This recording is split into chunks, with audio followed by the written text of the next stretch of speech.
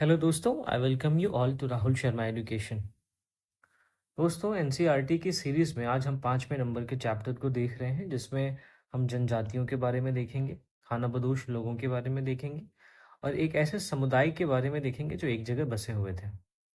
अब आपको ध्यान में ये रखना है कि अभी तक हमने पिछले 3 चैप्टर में, जिसमें आप चैप्टर 2, 3 और 4, इसमें हमने जिन भी समाजों के बारे में बात किया है, वो समाज इन समाजों से बिल्कुल अलग थे। हमने पिछले 3 चैप्टर में क्या-क्या पढ़ा है, पहले हम उसको एक बारी रिकैप करते हैं। देखिए, हमने चैप्टर नंबर 2 में पढ़ा था चोलों के बारे में, चेरों के बारे में, जो गुर्जर, प्रतिहार और राष्ट्रकूट थे उनके बारे में कि उन्होंने किस प्रकार कन्नौज पे अधिकार करने के लिए आपस में काफ़ी संघर्ष किया। तो हम जो चैप्टर नंबर 2 था उसमें हमने देखा था कि अलग-अलग राज्यों में अलग-अलग वंशों की स्थापना हो रही थी। अलग-अलग क्षेत्रों में नए-नए राज्य भी स्थापित हो रहे थे और उनके पतन भी हो रहे थे। चैप्टर नंबर 3 में हमने दिल्ली सल्तनत के बारे में पढ़ा था कि कैसे दिल्ली को एक केंद्र बना के भारतीय उपमहाद्वीप के एक बड़े क्षेत्र पर दिल्ली के सुल्तानों ने शासन किया और अंततः उनका भी पतन हो गया। और जब दिल्ली का पतन हो जाता है, दिल्ली सल्तनत का पतन हो जाता है, तो उन्हीं के कब्र पे मुगल सल्तनत, जो मुगल साम्राज्य है, वो मुगल साम्राज्य का निर्माण होता है और बाबर ने 1526 में इब्राहिम लोदी को हराकर मुगल साम्राज्य की स्थापना की। लेकिन हम देखते हैं कि 18वीं सदी तक आते-आते मुगल साम्राज्य का भी पतन हो जाता है। तो पिछले 3 चैप्टर में हमने राज्यों के उत्थान और राज्यों के पतन के बारे में देखा। किसी क्षेत्र में नए राज्य स्थापित हो रहे थे, तो किसी क्षेत्र में जो पुराने राज्य हैं उनका पतन हो रहा था। आप देखेंगे कि इस उठा-पटक के बीच में जब नए राज्य बन रहे हैं, नए राज्य खत्म हो रहे हैं, तो इस उठा-पटक के बीच में कुछ सांस्कृतिक विकास का भी कार्यक्रम चल रहा था। इस सांस्कृतिक विकास में हम देखते हैं कि कला के क्षेत्र में, दस्तकारी के क्षेत्र में, उत्पादन गतिविधियों के क्षेत्र में काफ़ी इनोवेशंस हो रहे थे, उसमें काफ़ी ज़्यादा वैरायटी आ गई थी। तो हमने पिछले 3-4 चैप्टर में जितने लंबे टाइम पीरियड को कवर किया है, उस टाइम पीरियड में बहुत सारे राजनैतिक परिवर्तन तो हुए ही साथ बहुत सारे सामाजिक और आर्थिक परिवर्तन भी हुए थे। और इसके साथ-साथ सांस्कृतिक परिवर्तन के बारे में तो मैंने आपको बताया है। लेकिन जो सामाजिक परिवर्तन हम अगर विशेष तौर पे बात करें, तो वो हर जगह एक समान नहीं था। अब इसका कारण ये है कि हर एक समाज का निर्माण अलग-अलग तरीके से होता है। एक नगरीय समाज का निर्माण जिस तरीके से होता है, उस तरीके से एक जनजातीय समाज का निर्माण नहीं होता, एक खानाबदोश समाज का निर्माण नहीं होता। तो चूंकि अलग-अलग समाज का निर्माण अलग-अलग तरीके से हुआ है, इस वजह से जो सामाजिक परिवर्तन है, वो हर एक जगह हमें एक समान नहीं दिखते हैं। तो इस चैप्टर में हम उन्हीं परिवर्तनों के बारे में देखेंगे कि इन परिवर्तनों के पीछे क्या वजहें थी और ये परिवर्तन किस प्रकार से हुए। अब मैंने अभी आपसे सामाजिक परिवर्तन की बात की। तो देखिए कि हम जिस कालखंड की बात कर रहे हैं, उस कालखंड में आप भारतीय उपमहाद्वीप के एक बड़े हिस्से में देखेंगे, तो एक बड़े हिस्से में एक ऐसा समाज था जो काफ़ी ज़्यादा विभाजित था। इस विभाजन का आधार वर्ण था और इस वर्ण व्यवस्था के लिए नियम बनाने की जो शक्ति थी, वो ब्राह्मणों के पास थी। आप देखेंगे समाज में 4 वर्ण होते थे, ब्राह्मण, क्षत्रिय, वैश्य और शूद्र। चारों वर्णों के अपने-अपने काम थे। हम देखते हैं इस काल तक आते-आते ब्राह्मण क्षत्रिय गठबंधन बन चुका था। जहाँ एक तरफ ब्राह्मण क्षत्रियों को उनके शासन की वैधता दिलाने में मदद करते थे, तो वहीं उनकी इस मदद के बदले क्षत्रिय ब्राह्मणों को काफ़ी ज़्यादा दान देते थे। चाहे वो भूमि अनुदान हो, चाहे वो संसाधन का दान हो। तो इस तरीके से ब्राह्मण और क्षत्रिय गठबंधन बन चुका था। वैश्यों का काम था उत्पादन करना और सबसे खराब स्थिति शूद्रों की थी, जो जिसका काम था वर्ण व्यवस्था में ऊपर के तीनों वर्णों की सेवा करना। तो इस प्रकार जो भारतीय उपमहाद्वीप में एक समाज चल रहा था, बड़े हिस्से में जो समाज चल रहा था, उस समाज में काफ़ी ज़्यादा विभाजन था। ऊँच और नीच के बीच में बहुत ज़्यादा फासला था। अमीर और गरीब के बीच में बहुत ज़्यादा फासला था। और ये फासला दिल्ली के सुल्तान और मुगलों के काल में और भी ज़्यादा बढ़ गया। उनके काल में इन फासलों में कोई कमी नहीं आई। तो दोस्तों, अभी हमने भारतीय उपमहाद्वीप के उस बड़े हिस्से के समाज की बात की। उस समाज से इतर दूसरे समय के समाज भी उसी कालखंड में मौजूद थे और आज इस चैप्टर में हम उन्हीं समाजों के बारे में बात करेंगे। तो सबसे पहले हम बात करने वाले हैं जनजातीय समाज के बारे में। अब मैंने आपको बताया कि एक बड़े हिस्से में वर्ण विभाजित समाज था। ये विभाजन इस तरीके का था कि ऊंच और नीच के बीच में काफ़ी ज़्यादा फासला था। तो ये जनजातीय समाज जो था, वो उस समय के बड़े क्षेत्रों में जो समाज था, उससे बहुत अलग था। इस जनजातीय समाज में ब्राह्मणों द्वारा बनाए गए नियम नहीं चलते थे। यह जनजातीय समाज उन कर्मकांडों को नहीं मानता था, जिन कर्मकांडों की स्थापना ब्राह्मणों ने की थी। और ना ही जनजातीय समाज जो मुख्य धारा का समाज था, उस समाज की तरह विभाजित था। जनजातीय समाज में आप देखेंगे काफ़ी ज़्यादा समानता थी।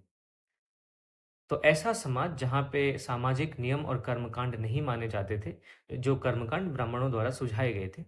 ऐसा समाज जहाँ पे समानता काफ़ी हद तक थी, तो ऐसे समाजों को ही जनजातियाँ कहा जाता रहा है।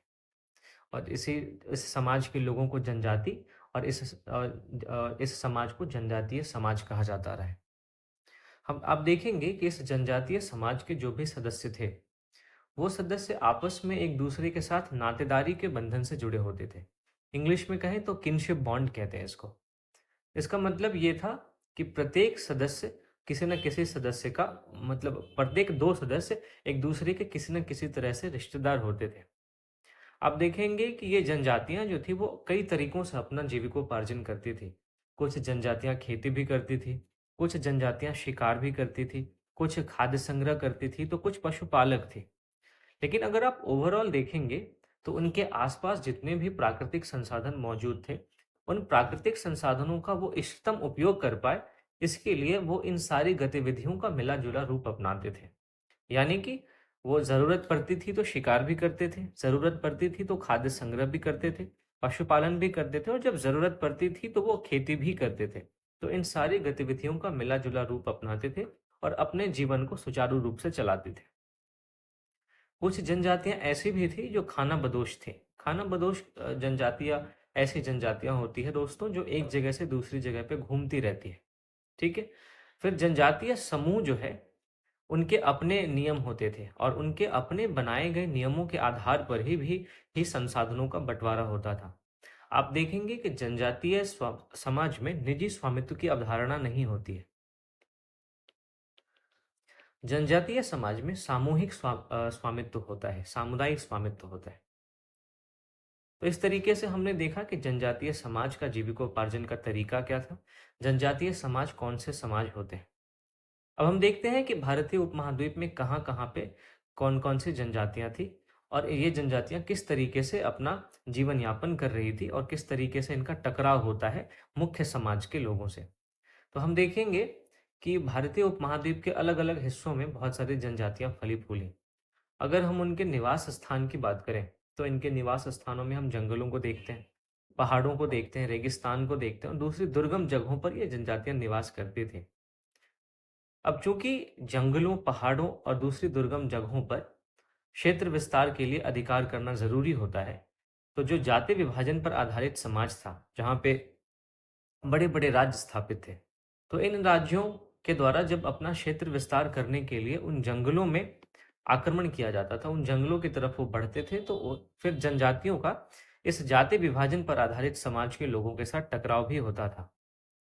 लेकिन इस टकराव के बावजूद जनजातियों ने अपनी आज़ादी को बरकरार रखा और फिर इन्होंने अपनी संस्कृति को भी बचाए रखा।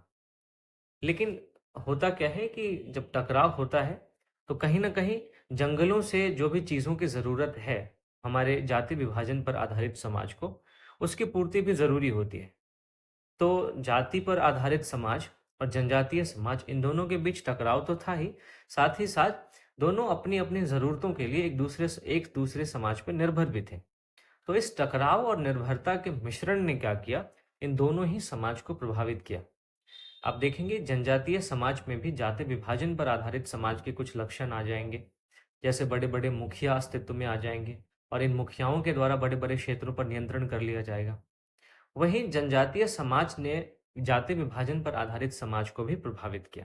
तो दोनों ने एक दूसरे को प्रभावित करने का काम किया। अब हम बात करते हैं कि आखिरकार जनजातीय लोग कौन थे? अभी तो हमने जनजातीय समाज के बारे में देखा। अब हम बात करते हैं जनजातीय लोगों के बारे में कि ये कौन थे? अब जनजातीय लोगों के बारे में जो समकालीन इतिहासकार हैं और जो मुसाफिर हैं, इन्होंने बहुत कम विवरण दिया है।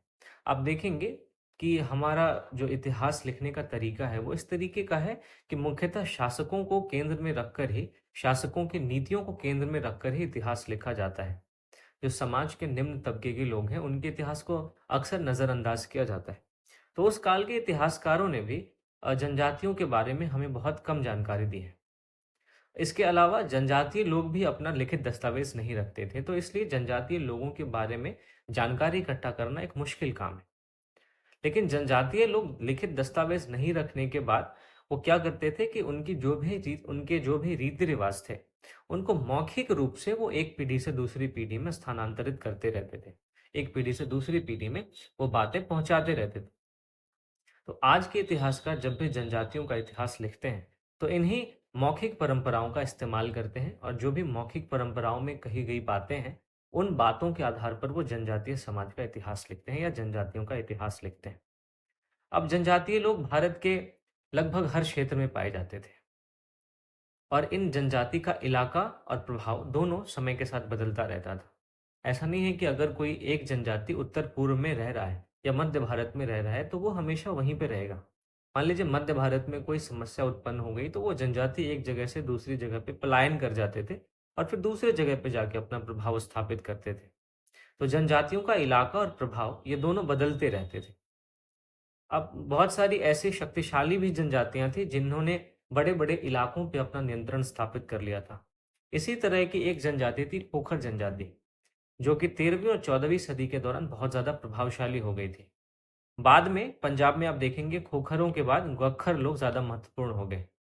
जो गख्खर का एक मुखिया था कमाल खान गख्खर, ये इतना ज़्यादा महत्वपूर्ण हो गया था कि बादशाह अकबर ने इसको अपना मनसबदार बनाया था। अब मनसबदार कौन लोग होते हैं, ये मैंने आपसे पिछले चैप्टर में चर्चा की है, मुगल साम्राज्य वाले में। तो आप मुझे कमेंट सेक्शन में बता सकते हैं कि मनसब का क्या अर्थ होता है। और अगर आपने अभी तक वो मेरी वीडियो नहीं देखी है तो प्लीज़ आप मेरे पहले की वीडियो को देखें, फिर आप इस वीडियो को देखेंगे तो आपको ज़्यादा अच्छे तरीके से चीज़ें क्लियर होंगी। फिर हम देखते हैं कि मुल्तान और सिंध में भी लंगा और अरघुन जैसे लोगों का प्रभुत्व था। ये भी जनजातियां हैं दोस्तों, याद रखना है आपको। लंगा और अरघुन, इन्होंने भी एक अत्यंत विस्तृत क्षेत्र पर अपना प्रभाव कायम कर लिया था। बाद में देखते हैं कि मुगलों द्वारा इनको अपने अधीन कर लिया गया। मुगलों ने मुल्तान और सिंध के इन जनजातियों पर आक्रमण किया और इनको अपने अधीन कर लिया। फिर उत्तर पश्चिम में एक और विशाल जनजाति थी, जिसका नाम था बलूच। दोस्तों, वर्तमान का बलूचिस्तान जो क्षेत्र है, आप पाकिस्तान में देखते हैं, तो बलूचिस्तान जो शब्द है वो बलूच से ही निकला है। चूंकि वहां पे बलूच जनजातियां रहती है, इसलिए उस इलाके को बलूचिस्तान कहा जाता है। हाल के कुछ महीनों में से आप देख रहे होंगे कि बलूचिस्तान काफी चर्चा का भी विषय बन रहा है, क्योंकि ये पाकिस्तान से अलग होने की मांग कर रहा है, और ऐसा लगता है कि कुछ आने वाले कुछ महीनों या वर्षों में ये अलग भी हो जाएगा। तो इसी बलूचिस्तान में जो जनजातियां रहती हैं उनका नाम है बलूच। तो जो बलोच लोग थे, कई सारे छोटे-छोटे कुलों में बँटे हुए थे, और उन अलग-अलग कुलों के अलग-अलग मुखिया होते थे। फिर आप पश्चिमी हिमालय में देखेंगे, तो गरड़ियों की एक जनजाति रहती थी जिसका नाम था गड्डी या गद्दी। आप हमारे देश के उत्तर पूर्व में चले जाइए, तो वहाँ पे भी आपको कई सारी जनजातियाँ दिखेंगी, जैसे नागा, अहोम, और भी इसके अलावा कई सारी जनजातियाँ हैं। तो इन सारी जनजातियों का दूसरी जनजातियों पे प्रभुत्व था, और हम क्या देख रहे हैं कि जो जाति विभाजन पर आधारित समाज था, चूंकि उस समाज में एक बड़े विस्तृत क्षेत्र पर नियंत्रण रखने की प्रथा थी, तो उसके प्रभाव में आकर जनजातीय लोगों ने भी अपना विस्तृत क्षेत्र पर प्रभाव कायम कर लिया। तो मैंने आपको बताया ना कि जनजातीय समाज और जाति विभाजन पर आधारित समाज, ये दोनों ही एक दूसरे को प्रभावित करते रहते थे। तो उसका एक प्रभाव आप यहाँ पे देख सकते हैं कि बड़े बड़े क्षेत्रों पर नियंत्रण। इसके अलावा आप देखेंगे तो मौजूदा बिहार और झारखंड के कई इलाकों में एक चेर सरदार शाही थे, ठीक है, जो 12वीं सदी में उस इलाकों में रहते थे। अब इन चेरों पर बादशाह अकबर के जो सेनापति थे मान सिंह, उन्होंने हमला किया था 1591 में। हालांकि मान सिंह ने उनको परास्त तो कर दिया, उनको हरा दिया, उनसे बहुत सारा माल भी इकट्ठा कर लिया, लेकिन इन चेरों को पूरी तरह से वे अपने अधीन नहीं बना पाए। फिर औरंगजेब के समय में भी मुगल सेनाओं ने इन चेरों के कई सारे किलों पर कब्जा कर लिया, और अंततः हम देखते हैं कि इस जनजाति को अपना अधीनस्थ बना लिया। अब बिहार और झारखंड के इलाकों में कुछ और भी महत्वपूर्ण जनजातियां थी, जैसे मुंडा और संथाल। लेकिन आपको ध्यान क्या रखना है कि मुंडा और संथाल जनजातियां बंगाल और माफ कीजिएगा, बिहार और उड़ीसा, झारखंड के अलावा उड़ीसा और बंगाल में भी रहते थे। अभी दोस्तों मैंने बलोच जनजाति के बारे में आपसे एक शब्द की चर्चा की थी, कुल, कि बलोच जनजाति छोटे-छोटे कुलों में बँटे हुए थे। तो कुल का मतलब यहाँ पे समझाया गया है कि परिवार या घरों का ऐसा समूह जो एक ही पूर्वज की संतान होने का दावा करते हैं, उनको कुल कहा जाता है। आई होप आपको समझ में आया होगा। अब हम आगे देखते हैं। अभी हमने उत्तर पूर्व में देखा, बिहार और झारखंड में देखा, पश्चिमी हिमालय में देखा, उत्तर पश्चिम में कई सारी जनजातियों के बारे में देखा। अब हम जरा दक्षिण भारत की तरफ चलते हैं। जब आप कर्नाटक और महाराष्ट्र के पहाड़ियों में जाएंगे तो वहां पे आपको कई सारी जनजातियों के निवास स्थान मिलेंगे। इसमें आप कोली के बारे में देखेंगे, बेरात देखेंगे।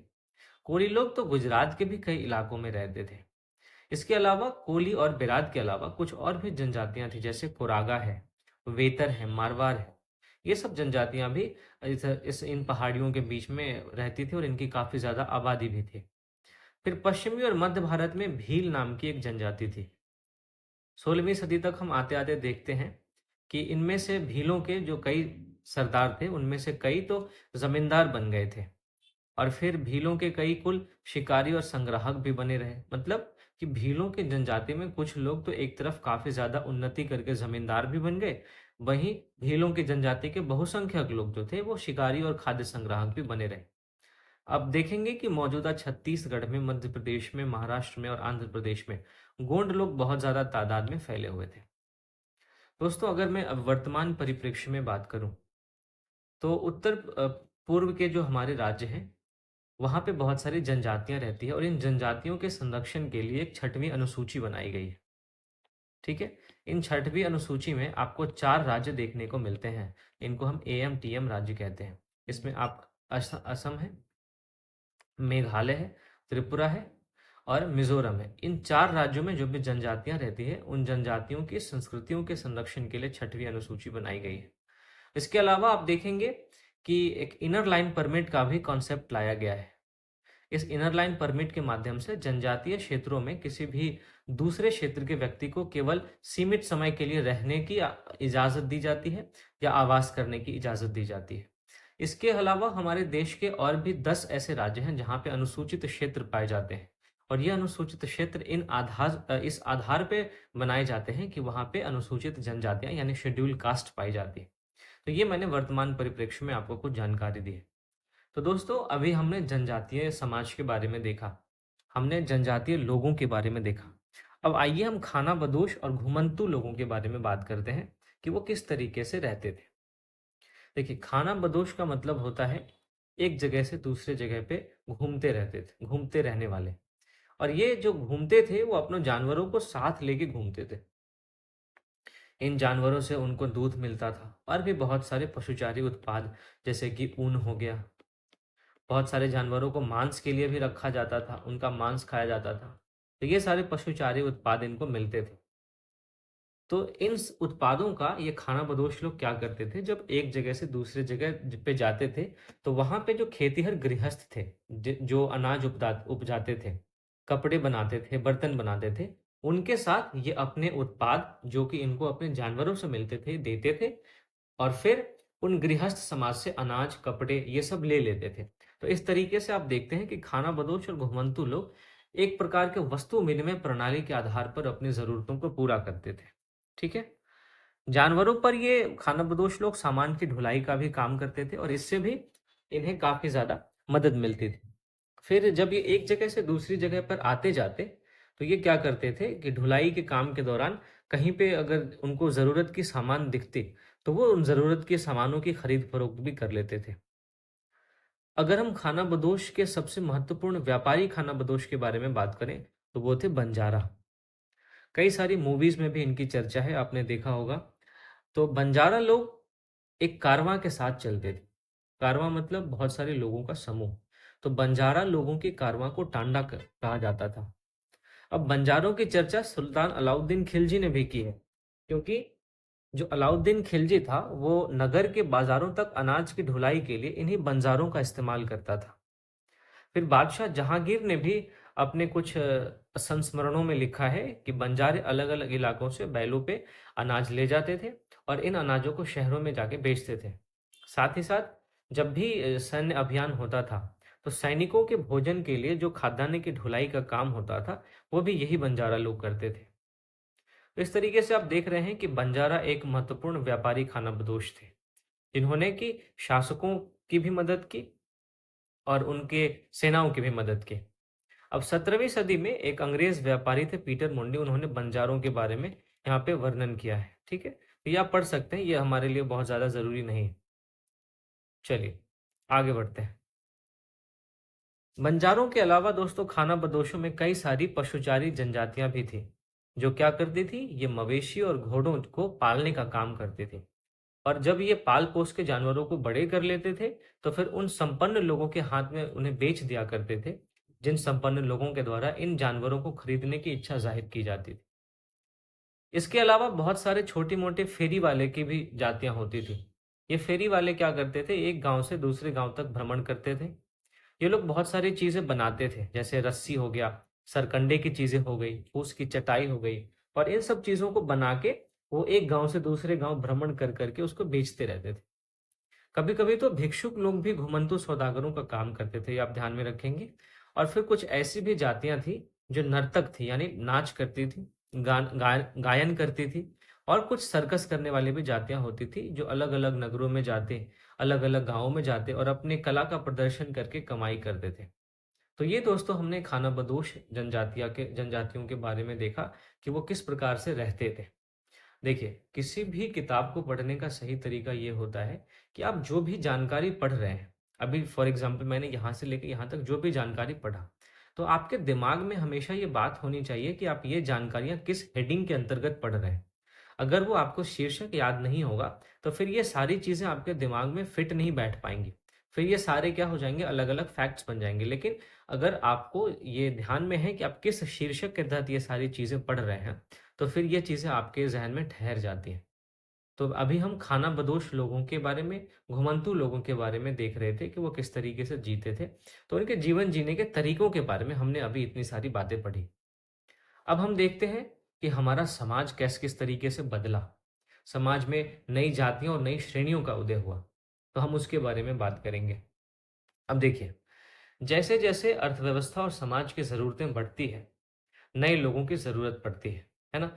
जब अर्थव्यवस्था में विविधता आती है, तो नए-नए प्रकार के लोगों की ज़रूरत पड़ती है, जो इन विविधताओं की कमी को पूरा कर सकें। इन विविधताओं की जो ज़रूरतें हैं, उनको पूरा कर सकें। समाज में नए-नए प्रकार के लोग आते हैं, उन लोगों की अलग-अलग ज़रूरतें होती हैं। तो अलग-अलग प्रकार की ज़रूरतों को पूरा करने के लिए अलग-अलग प्रकार के और नए हुनर वाले लोगों की आवश्यकता पड़ती है। तो हम इस काल में देखते हैं कि वर्णों के भीतर अब छोटी-छोटी जातियाँ उभरने लगती हैं। उदाहरण के लिए आप देखेंगे कि ब्राह्मणों के बीच ही नई जातियाँ सामने आने लगती हैं। फिर एक तो कि जो ब्राह्मणवादी व्यवस्था थी, उसके अंदर नई-नई जातियाँ उभरने लगती है। दूसरी तरफ हम देखते हैं कि जो भी कई सारी जनजातियाँ थी और जो अलग-अलग सामाजिक समूह थे, उनको भी जाति विभाजित समाज में शामिल कर लिया जाता है, यानी ब्राह्मणवादी समाज में शामिल कर लिया जाता है और उनको भी अलग-अलग जातियों का दर्जा दे दिया जाता है। तो आप एक तरीके से देखिए, अगर ये ब्राह्मणवादी समाज है, तो एक तो इनके अंदर छोटी-छोटी जातियाँ बन रही है। दूसरी चीज़ क्या है कि इनके आस-पास जो भी जनजातियाँ रह रही थी, ये जनजातियाँ भी धीरे-धीरे इस समाज में शामिल हो रही हैं। तो इस तरीके से आप देख सकते हैं कि कैसे जनजातीय समाज का ब्राह्मणवादी समाज में समावेश हो रहा है। अब आप देखेंगे कि विशेषज्ञता प्राप्त जो शिल्पी थे, मतलब ऐसे लोग जो कि किसी विशेष काम में माहिर थे, तो उनको उनके काम के आधार पर ब्राह्मणों द्वारा अलग-अलग जातियों के रूप में मान्यता दे दी जाती है। जैसे जो सोने का काम करते थे, उनको सुनार कहते हैं। सुनार को एक अलग जाति बना दी गई। लोहे के औजार बनाने वाले या लोहे का काम करने वाले लोगों को लोहार के रूप में एक नई जाति के रूप में स्थापित कर दिया गया। जो लकड़ी का काम करते थे, उनको बढ़ई के रूप में स्थापित कर दिया गया। तो ये सारे काम के बेस पे जो विशेषज्ञता प्राप्त शिल्पी थे, उनको अलग-अलग जातियों के रूप में मान्यता दे दी गई। और अब हम देखते हैं कि अब पहले समाज में वर्ण जितना प्रभावी होता था, अब वर्ण के बदले समाज में जाति जो है वो संगठन का आधार बन जाती है।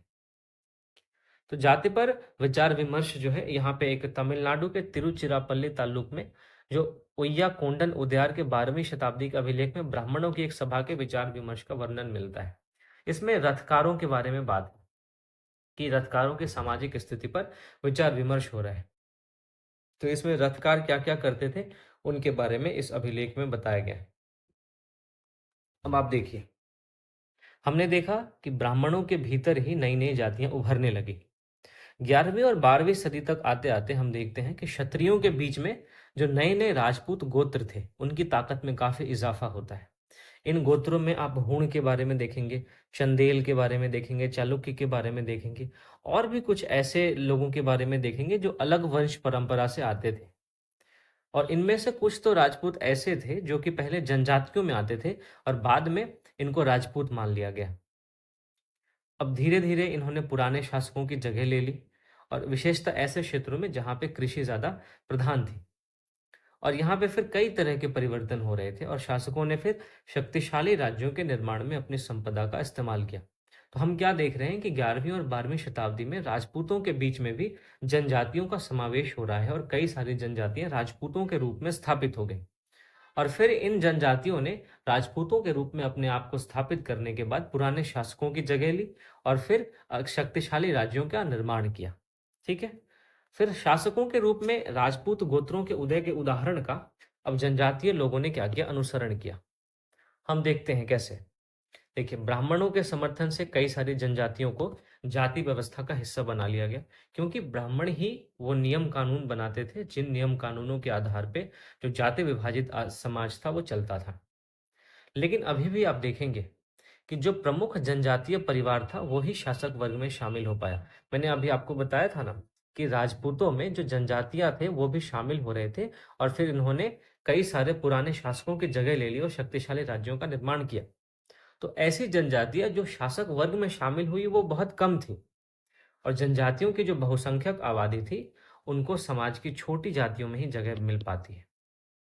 वहीं दूसरी तरफ आप देखेंगे कि पंजाब और सिंध और उत्तर पश्चिमी सरहद वाला जो इलाका था, वहां पे बहुत सारी ऐसी प्रभुत्वशाली जनजातियां थी जिन्होंने हिंदुइज्म की बजाय या हिंदू धर्म की बजाय या ब्राह्मणवादी व्यवस्था की बजाय काफी पहले इस्लाम को अपना लिया था। इसका कारण यह था कि सबसे पहले इसी क्षेत्र पर इस्लामिक आक्रमण हुआ था, तो इस वजह से इन्होंने काफी पहले इस्लाम को अपना लिया था और फिर इन्होंने जाति व्यवस्था को नकार दिया। न ब्राह्मणवादी व्यवस्था वहां पे लागू थी, न उन्होंने जाति व्यवस्था को इजाजत दी। सनातनी हिंदू धर्म के द्वारा जो गैर बराबरी वाली सामाजिक व्यवस्था थी, इस व्यवस्था को भी उस उत्तर पश्चिमी सरहद के प्रभुत्वशाली जनजातियों ने नकार दिया और इस इलाकों में हम देखते हैं कि ब्राह्मणवादी व्यवस्था ने अपना जो पैर है वो नहीं पसार पाई। तो राज्यों की उत्पत्ति हम देखते हैं जनजातीय लोगों के सामाजिक बदलाव से बहुत गहरे रूप से संबंधित है। जनजातीय लोगों के बीच में आप देखेंगे कि इनको जाति व्यवस्था में शामिल कर लिया गया। फिर जो बड़े बड़े जनजातीय परिवार थे वो शासक वर्ग के रूप में तब्दील हो गए और इसके पश्चात राज्यों की उत्पत्ति शुरू हुई। तो जनजातीय लोगों के बीच जो सामाजिक बदलाव होता है और राज्यों की जो उत्पत्ति होती है, इन दोनों के बीच में बहुत गहरा संबंध है। तो हम दो ऐसे उदाहरण के माध्यम से इसको समझेंगे। सबसे पहले हम देखते हैं गोंडों के बारे में। गोंड लोग दरअसल एक गोंडवाना नाम के विशाल वन प्रदेश में रहते थे। ठीक है, ये स्थानांतरीय कृषि करते थे। स्थानांतरीय कृषि दोस्तों ऐसी कृषि होती है जहाँ पे एक जगह पे खेती की जाती है और फिर इस जगह की मिट्टी जब उतनी उपजाऊ नहीं रह जाती तो फिर अगली जगह पे जाया जाता है, वहाँ के जंगल को साफ किया जाता है, फिर यहाँ पे फसल उगाया जाता है और फिर जब यहाँ की जमीन वो अनुपजाऊ हो जाती है तो फिर यहाँ से घूम घूम के तीसरे जगह पे जाया जाता है और फिर यहाँ से इस जगह पे आया जाता है। तो आप देखेंगे कि जो स्थानांतरित कृषि करने वाले लोग थे, उसमें जो गोंड जनजाति थी वो एक प्रमुख जनजाति थी और स्थानांतरित कृषि करने वाले लोग एक जगह पे कई बार आते थे। ठीक है, तो हम गोंडों के बारे में पढ़ रहे थे। जो विशाल गोंड जनजाति थी वो भी छोटे छोटे कुलों में बटी हुई थी, ठीक उसी बलोच जनजाति की तरह जिसके बारे में हमने पहले चर्चा किया है। अलग अलग कुल का अपना राजा होता था या राय होता था। तो आप देखेंगे कि जिस समय दिल्ली के सुल्तानों की ताकत कम हो रही थी, उसी समय जो कुछ बड़े गोंड राज्य थे वो छोटे गोंड सरदारों पर हावी होने लगे। अब देखिए, जनजाति के अंदर ही अब असमानता आ गई है। तो ब्राह्मणवादी समाज का किस तरीके से जनजातीय समाज पर असर पड़ रहा है आप यहाँ पे देख रहे हैं। ब्राह्मणवादी समाज में सामाजिक असमानता काफी ज्यादा थी। जनजातीय समाज शुरुआत में समानता पर आधारित था। अब चूंकि ब्राह्मणवादी समाज के साथ इनका टकराव होता है, इनका समन्वय होता है, तो ब्राह्मणवादी समाज में जो असमानताएं थी, बड़ा और छोटा होने का, अमीर और गरीब होने का, ये असमानता अब जनजातीय समाज में भी आ जाती है और हम देखते हैं जो बड़े गोंड राज्य थे वो जो छोटे गोंड सरदारों पर हावी होने लगे। अब अकबर के शासनकाल के एक इतिहास अकबरनामा में, अकबरनामा किसने लिखा है दोस्तों, मैंने चर्चा किया है आपसे पिछले ही चैप्टर में। अगर आपने उस चैप्टर को नहीं देखा है तो प्लीज पहले उस चैप्टर को देखिए, क्योंकि अगर आप सीक्वेंस में इन सारे चैप्टर्स को नहीं पढ़ेंगे तो आप चीजों को कनेक्ट नहीं कर पाएंगे, है ना। तो अकबरनामा में भी इस बात का उल्लेख है कि गढ़कटंगा एक जगह थी। गढ़कटंगा के गोंड राज्य में लगभग 70,000 गांव थे। तो आप समझ सकते हैं कि इन गोंडों ने कितने बड़े राज्य की स्थापना कर ली थी। अगर हम इन राज्यों की प्रशासनिक व्यवस्था की बात करें तो प्रशासनिक व्यवस्था काफी केंद्रीकृत थी। जो राज्य था वो गढ़ों में विभाजित था। हर गढ़ किसी खास गोंड कुल के नियंत्रण में था। फिर जो गढ़ था ये कई 84 गांवों की इकाइयों में विभाजित होते थे, जिनको चौरासी कहा जाता था। ठीक बात है। फिर 84 का भी उप विभाजन होता था बरहोतों में, जिसमें 12-12 गांव जो 12-12 गांव होते थे। तो सबसे पहले हमने क्या देखा, आइए देखते हैं। सबसे पहले हमने देखा राज्य। राज्य किस में विभाजित था, राज्य माफ कीजिएगा, राज्य जो था ये गढ़ों में विभाजित था। ये गढ़ जो था ये 84 में विभाजित था, और ये जो 84 था ये किस में विभाजित था, ये बरहोतों में। तो इस तरीके से ये आप देख सकते हैं प्रशासन का विभाजन है। फिर बड़े राज्यों के उदय ने गोंड समाज के चरित्र को बदल डाला। अब देखिए, गोंड समाज एक जनजातीय समाज है, बट जब बड़े राज्य का उदय होता है तो जनजातीय समाज में भी असमानता आने लगती है। उनका मूलतः बराबरी वाला समाज धीरे धीरे असमान सामाजिक वर्गों में विभाजित हो गया। तो मैंने आपको बताया कि जनजातीय समाज एक बराबरी वाला समाज होता है, सभी लोग उसमें समान माने जाते हैं। तो जब बड़े बड़े राज्यों का उदय जनजातीय समाज में हुआ, गोंड समाज में हुआ, तो जो गोंड समाज पहले बराबरी वाला समाज था अब वो धीरे धीरे असमान सामाजिक वर्गों में विभाजित हो जाता है। ब्राह्मण लोगों ने गोंड राजाओं से अनुदान में भूमि प्राप्त की। अब देखिए, इन्होंने जब अपने आप को शासक के रूप में स्थापित किया तो इन्होंने भी वैधता प्राप्त करने के लिए ब्राह्मणों का सहारा लिया, जिसके बारे में मैंने आपसे पहले चर्चा की है, ब्राह्मण क्षत्रिय गठबंधन के बारे में। तो ब्राह्मण क्षत्रिय गठबंधन क्या है, ब्राह्मण वेदों के आधार पे, पुराने ग्रंथों के आधार पे इन क्षत्रिय वर्ग को वैधता दिलाते हैं समाज में, और इसके बदले में क्षत्रिय ब्राह्मणों को बहुत सारे भूमि अनुदान देंगे, बहुत सारे संसाधन गिफ्ट करेंगे। तो इस तरीके से दोनों के बीच में एक गठबंधन कायम हो जाता है। तो जब गोंड लोगों के समाज में बड़े बड़े राज्यों का उदय हुआ तो उन्होंने भी ब्राह्मण लोगों की सहायता ली, और ब्राह्मण लोगों ने उनसे अनुदान में भूमि प्राप्त की और इनको समाज में वैधता दिलाई। तो इस प्रकार अब देखेंगे कि काफी ज्यादा प्रभावशाली हो जाते हैं ये। अब गोंड सरदारों को राजपूतों के रूप में मान्यता प्राप्त करने की चाहत होती है, इसलिए गढ़कटंगा का एक गोंड राजा था, उसका नाम था अमनदास। इसने अपने आप को संग्राम शाह की उपाधि दी। फिर उसके पुत्र दलपत ने क्या किया कि महोबा का एक चंदेल राजपूत राजा था सालबहन, उसकी पुत्री से जिसका नाम था राजकुमारी दुर्गावती, उससे विवाह भी कर लिया। तो धीरे धीरे जो एक गोंड, जो कि एक जनजातीय समाज था, वो एक ऐसे समाज के रूप में उसका बदलाव हो जाता है जिस समाज में असमान सामाजिक वर्ग थे। ठीक है। फिर गोंड के जो शासक थे अपने आप को राजपूतों के रूप में मान्यता प्राप्त करवाना चाहते थे, इसलिए एक शासक था अमनदास जो गोंड राजा था, इसने अपने आप को संग्राम शाह की उपाधि दे दी। फिर इसने अपने बेटे दलपत का विवाह एक चंदेल राजपूत राजा सालबहन की पुत्री से कर दिया। तो इस तरीके से आप देख रहे हैं कि किस तरीके से जनजातीय समाज में परिवर्तन हो रहा है। अब दलपत जो था, जो अमन दास का पुत्र था, उसकी बहुत कम उम्र में मृत्यु हो जाती है, और रानी दुर्गावती चूंकि बहुत योग्य थी तो उसने अपने 5 साल का पुत्र था, उसका नाम था वीर नारायण, उसके नाम पर दुर्गावती ने खुद शासन संभाल लिया।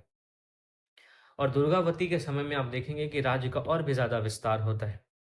फिर 1565 में आसिफ खान के नेतृत्व में मुगल सेना ने गढ़कटंगा पे हमला कर दिया, और फिर रानी दुर्गावती ने इसका जमकर सामना किया।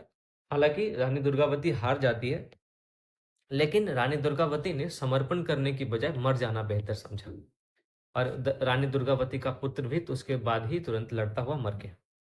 तो गढ़कटंगा एक समृद्ध राज्य बन चुका था।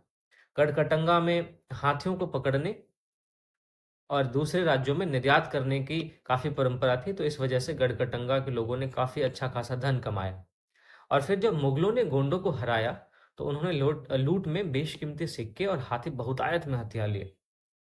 उसका राज्य का एक भाग भी अपने कब्जे में ले लिया और जो शेष भाग बचा हुआ था, वो वीर नारायण के चाचा, वीर नारायण कौन है? दुर्गावती का पुत्र, तो उसके चाचा चंदर शाह को दे दिया।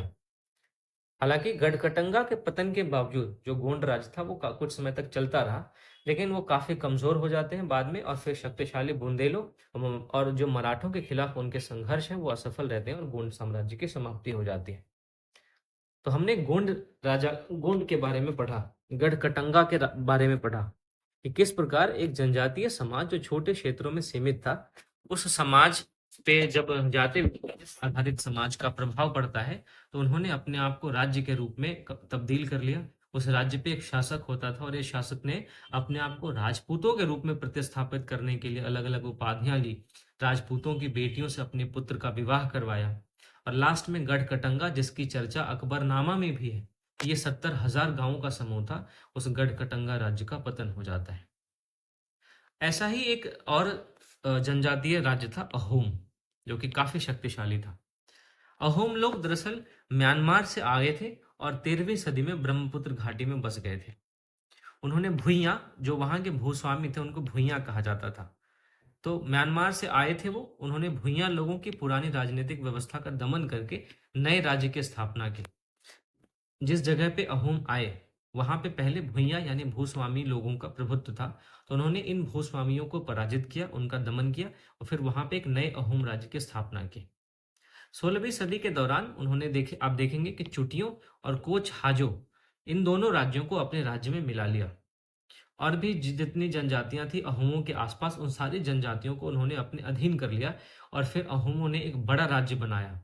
और 1930, माफ कीजिएगा, और 1530 के दशक में इन्होंने बहुत सारे आग्नेयास्त्रों का भी इस्तेमाल किया। आप देखेंगे कि 1660 तक आते आते तो ये उच्च स्तरीय बारूद और तोपों का निर्माण करने में सक्षम हो गए थे। अब जब कोई भी राज्य धीरे धीरे जब मजबूत होता जाता है, तो उसके आसपास जितने भी राज्य हैं, उसकी नजर उस राज्य पे पड़ने लग जाती है। तो अहोम लोगों को दक्षिण पश्चिम से कई सारे आक्रमणों का सामना करना पड़ा। जैसे मुगलों ने 1662 में मीर जुमला के नेतृत्व में अहोम राज्य पर हमला किया। हालांकि अहोम राज्य के सैनिकों ने, अहोम लोगों ने बहुत बहादुरी से इसका सामना किया, लेकिन फिर भी उनकी हार हुई। लेकिन हारने के बावजूद मुगल उस क्षेत्र पर अपना प्रत्यक्ष नियंत्रण ज्यादा समय तक नहीं बनाए रख सके। आप ये देख सकते हैं, यहाँ पे है अहोम राज्य, आप देख रहे हैं, ठीक है। चलिए, फिर अहोम राज्य बेगार पे निर्भर था। राज्य के लिए जिन लोगों से जबरन काम लिया जाता था उनको पाइक कहा जाता था। यानी पाइक ऐसे लोग होते थे जिनसे बेगार लिया जाता था। बेगार मतलब बिना किसी वेतन के उनसे काम करवाया जाता था। अहोम राज्य में आप देखेंगे एक जनगणना भी की गई थी, और अहोम राज्य में यह व्यवस्था थी कि प्रत्येक गांव को अपनी बारी आने पर निश्चित संख्या में कुछ पाइक भेजने होते थे। पाइक कौन थे? जो बेगार करते थे, ठीक है।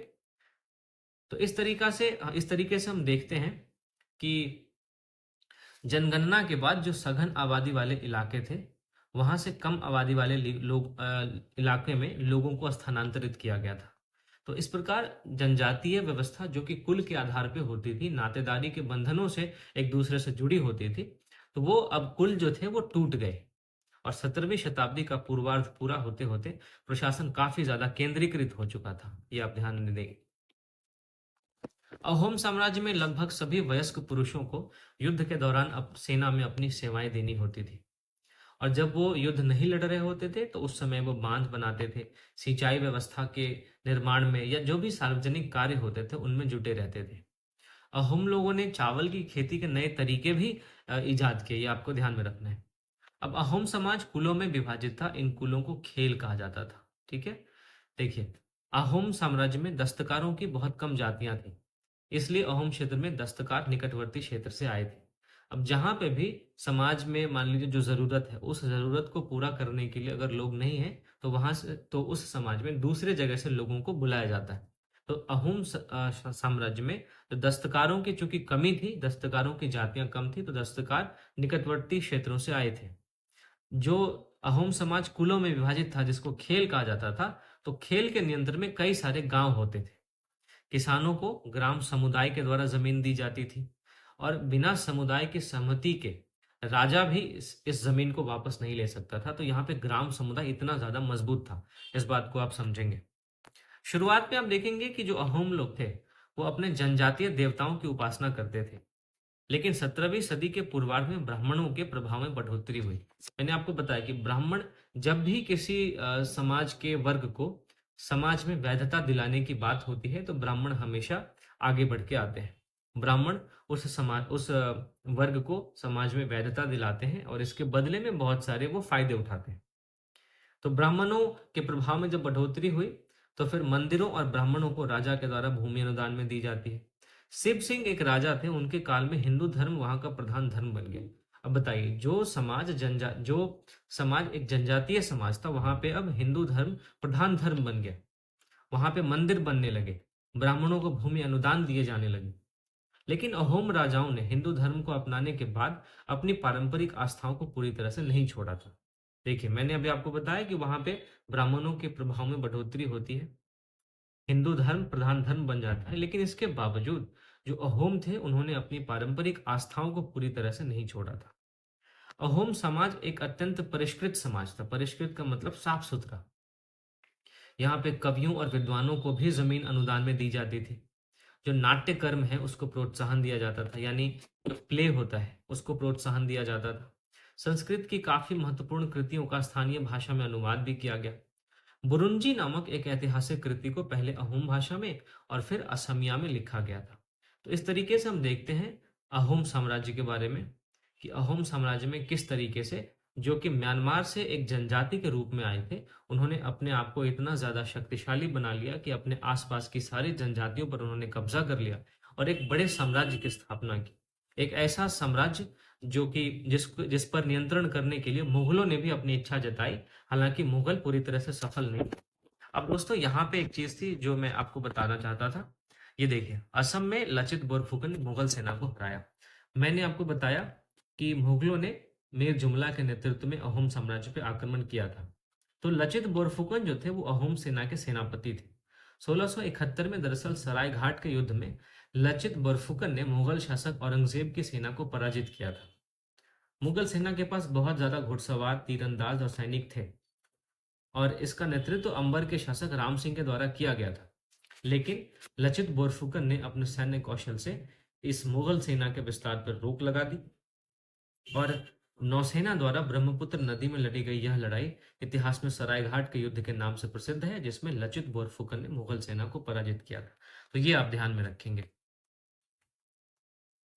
तो दोस्तों, इतना जो हमने डिस्कस किया जनजातियों के बारे में, खाना बदोश समुदायों के बारे में, और फिर एक ऐसे समुदाय के बारे में जो पहले जनजाति थी लेकिन बाद में उन्होंने अपने आप को शासक वर्ग में शामिल कर लिया और धीरे धीरे वो जिस तरीके जनजातीय समाज जो है वो एक जो जाति विभाजित आधारित समाज में तब्दील हो गया।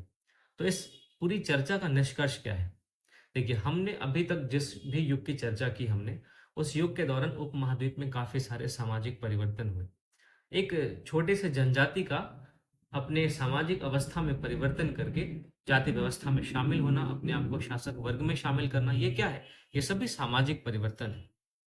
हम देखते हैं कि वर्ण आधारित समाज और जनजातीय लोग एक दूसरे के साथ लगातार संपर्क में आते रहे थे और इस आदान प्रदान ने दोनों तरह के समाजों में अनुकूलन और बदलाव की प्रक्रिया चलाई। किस तरीके से जनजातीय समाज जो एक बराबरी वाला समाज हुआ करता था, वो बाद में जो ब्राह्मणवादी समाज है उसके प्रभाव में आके एक गैर बराबरी वाले समाज में तब्दील हो गया था। हमने देखा कि बहुत सी विभिन्न प्रकार की जनजातियां थी और उन्होंने अलग अलग प्रकार की जीविकाएं अपनाई। फिर कालांतर में इन्हीं कई जाति आधारित समाज में, इनमें से कई जो है वो जाति आधारित समाज में शामिल हो जाती है और कईयों ने जाति व्यवस्था और सनातनी हिंदू धर्म दोनों को ही नकार दिया। तो कुछ जनजातियां ऐसी भी थी जिन पे ब्राह्मणवादी व्यवस्था का कोई प्रभाव नहीं पड़ा। वहीं कुछ जनजातियां ऐसी थी जिन्होंने जो भी ब्राह्मणवादी व्यवस्था थी उसमें अपने आप को समाहित करवा लिया। फिर कुछ जनजातियों ने सुसंगठित प्रशासनिक व्यवस्था वाले विस्तृत राज्यों की भी स्थापना की। उदाहरण के तौर पे हमने गोंड के बारे में देखा, हमने अहोमों के बारे में देखा और इस तरह वे राजनीतिक रूप से ताकतवर हो गए। इसने उन्हें बृहत्तर और अधिक जटिल राज्यों और साम्राज्यों के साथ संघर्ष की स्थिति में ला खड़ा किया। मैंने आपको बताया कि जब भी कोई छोटा सा राज्य अपना विस्तार करता है तो वो अपने आस-पास के राज्यों के आँखों की किरकिरी बन जाता है। तो जो उसके आस-पास के राज्य होते हैं, वो हमेशा चाहते हैं कि उसके जो भी ये राज्य अपना विस्तार कर रहा है, उसके विस्तार पे अंकुश लगाया जाए। तो जब गोंडों ने और जब अहोमों दोनों ने अपने आप को एक विस्तृत साम्राज्य के रूप में स्थापित करने का प्रयास किया, तो मुगलों के द्वारा इन पे आक्रमण किया गया और अंततः इन दोनों ही साम्राज्यों की समाप्ति हो जाती है। गोंड और अहोम इन दोनों का पतन हो जाता है। तो ये दोस्तों ये 5वां चैप्टर था। मैं उम्मीद करता हूँ कि इस चैप्टर से आपको बहुत सारी बातें पता चली हैं होंगी। किस तरीके से समाज में परिवर्तन होता है। किस तरीके से एक जनजातीय समाज के लोगों की आकांक्षाएँ जगती हैं और इन आकांक्षाओं के जगने की वजह से उन्होंने अपने आप को एक बड़े साम्राज्य में तब्दील करने का प्रयास किया और इस बड़े साम्राज्य में तब्दीलीकरण के प्रयास ने उनको मुगलों के साथ संघर्ष करने को मजबूर किया और अंततः इन राज्यों का पतन हो जाता है। तो मैं उम्मीद करता हूँ दोस्तों कि ये सेशन आपके लिए काफ़ी लाभदायक रहा होगा और इसके बाद मैं छठा चैप्टर जो है मैं उसको बहुत ही जल्दी इस 7वीं क्लास की एनसीईआरटी की सीरीज को मैं कंप्लीट कर दूंगा। फिर इसके बाद हम 8वीं क्लास की एनसीईआरटी पे आएंगे। तो तब तक के लिए दोस्तों आप मेरे साथ जुड़े रहिए। अगर आपने अभी तक इस सेशन को लाइक नहीं किया है तो ज़रूर लाइक करें। अभी तक आपने मेरे चैनल को सब्सक्राइब नहीं किया है तो ज़रूर सब्सक्राइब करें। मिलता हूँ आपसे एक अगली वीडियो में। तब तक के लिए